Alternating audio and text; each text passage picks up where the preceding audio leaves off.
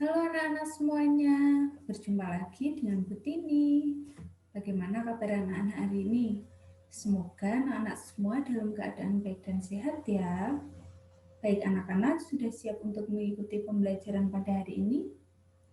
Baik, hari ini kita akan belajar tema 5, subtema 3, pembelajaran 4. Ya, masih mengenai pengaruh perubahan cuaca terhadap manusia.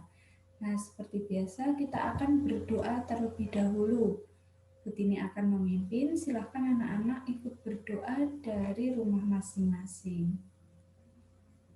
Marilah kita persiapkan hati kita untuk berdoa.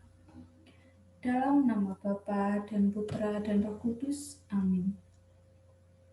Allah Bapa di surga, kami berterima kasih atas waktu yang boleh kami terima ini. Terlebih kami bersyukur atas kesempatan belajar yang Kau berikan. Kami mohon kepadamu ya Tuhan, supaya Engkau menerangi akal budi kami, agar dapat menerima pelajaran dengan baik. Berilah kami kekuatan, agar dapat memahami pelajaran yang akan kami pelajari ini.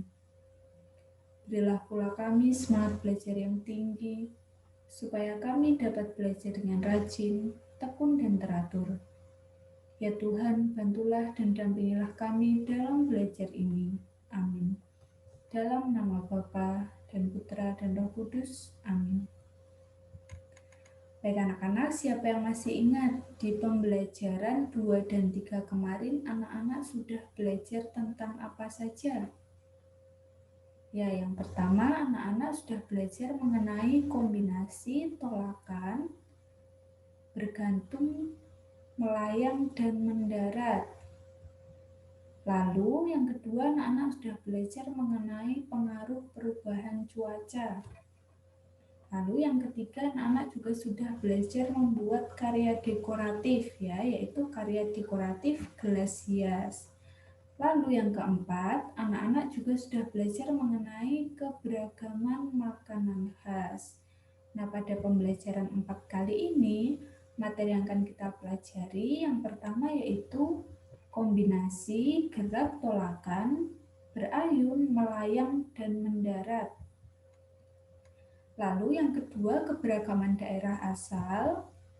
Dan yang ketiga, cara mengatasi pengaruh perubahan cuaca terhadap kesehatan. Nah, langsung saja kita ke materi yang pertama, yaitu kombinasi gerak tolakan, berayun, melayang, dan mendarat. Ya, bedanya dengan kombinasi gerak yang sebelumnya, yaitu di sini adalah kombinasi geraknya berayun ya. Kalau yang kemarin itu bergantung. Nah, langsung saja kita ke langkah yang pertama. Langkah yang pertama yaitu gerak tolakan. Lakukan tolakan dengan menekuk kedua kaki, lalu menolakkan kedua kaki ke atas dan mengayunkan kedua tangan ke atas untuk meraih palang. Nah, jadi ini anak-anak yang ditolakkan adalah kakinya. Sedangkan untuk tangan itu bukan ditolakkan ya, tapi diayunkan. Selanjutnya, pandangan tertuju pada palang. Selanjutnya, langkah yang kedua yaitu langkah ketika berayun. Nah, saat bergantung, ayunkan badan ke depan dan ke belakang.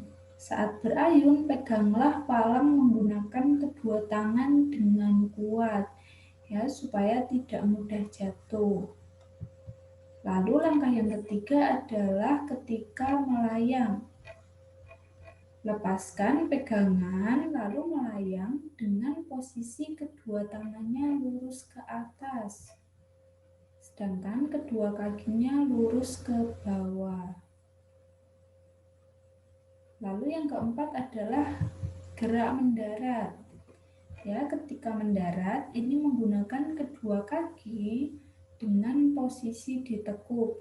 Ya, jadi ketika mendarat itu kakinya ditekuk dan kedua tangan diluruskan ke depan untuk menjaga keseimbangan ya, supaya ketika mendarat ini tidak jatuh. Selanjutnya kita akan belajar mengenai keberagaman suku di Indonesia ya. Suku di Indonesia itu ada banyak sekali.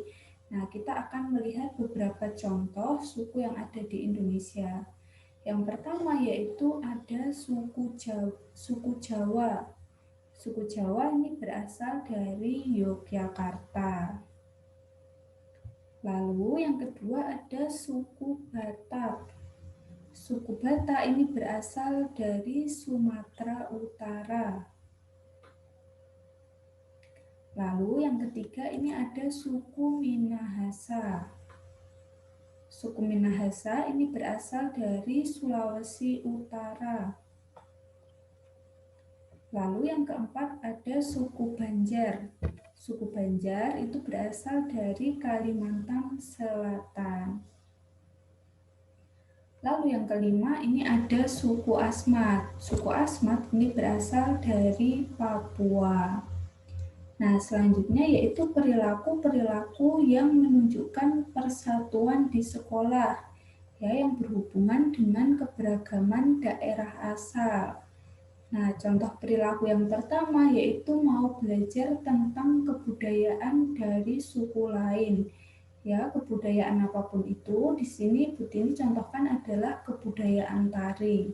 Ya, jadi anak-anak bisa belajar tari dari suku lain. Lalu, yang kedua mau bermain dengan teman yang berbeda suku. Ya, jadi tidak perlu membeda-bedakan teman. Lalu yang ketiga, menghargai teman yang berasal dari suku lain. Selanjutnya, contoh perilaku yang keempat yaitu berbicara dengan teman yang memiliki suku berbeda menggunakan bahasa Indonesia.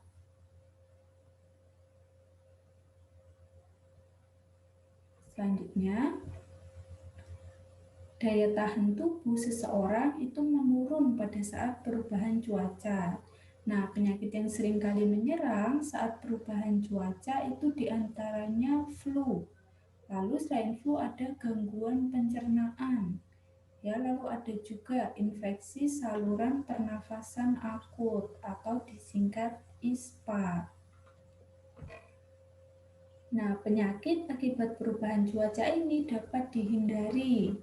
Bagaimana caranya? Yaitu dengan menerapkan perilaku hidup bersih dan sehat atau biasa disingkat PHBS. Nah, apa itu PHBS? PHBS atau perilaku hidup bersih dan sehat adalah semua perilaku kesehatan yang dilakukan karena kesadaran sendiri, ya, sehingga seseorang ini dapat menolong dirinya sendiri pada bidang kesehatan. Nah, tujuan dari PHBS ini yaitu untuk meningkatkan kualitas kesehatan melalui proses penyadaran yang menjadi awal seseorang mengalami perilaku dalam kehidupan sehari-hari yang bersih dan sehat. Nah, PHBS ini dapat dilakukan dengan berbagai cara. Ya, contohnya yang pertama yaitu dapat dilakukan dengan cuci tangan menggunakan sabun dan air bersih. Ya, jadi cara ini berkaitan dengan kebersihan diri sekaligus mencegah penularan berbagai jenis penyakit berkat tangan yang bersih dan tangan yang bebas dari kuman. Lalu yang kedua, menggunakan air bersih. Nah, air bersih ini menjadi kebutuhan dasar untuk menjalani hidup sehat. Lalu, contoh yang ketiga yaitu dengan mengkonsumsi buah dan sayur. Buah dan sayur itu dapat memenuhi kebutuhan vitamin dan mineral serta serat yang dibutuhkan tubuh untuk tumbuh optimal dan sehat. Lalu yang keempat, rutin berolahraga setiap hari. Aktivitas fisik berupa olahraga yang dilakukan secara rutin itu dapat menjaga kebugaran tubuh sehingga menjadi sehat. Nah, di sini Contoh olahraga yang ada di gambar adalah bersepeda, ya, dan juga bermain bola. Nah, itu dia anak-anak materi pembelajaran kita untuk hari ini. Selanjutnya yaitu tugas. Tugas untuk hari ini anak-anak silahkan mengerjakan LKS halaman 78 sampai dengan 79. Penilaian harian A dan B. Jawabannya silahkan langsung ditulis pada LKS. Jangan lupa nanti jawabannya difoto dan dikirim. Ya, nanti Butini akan periksa satu persatu.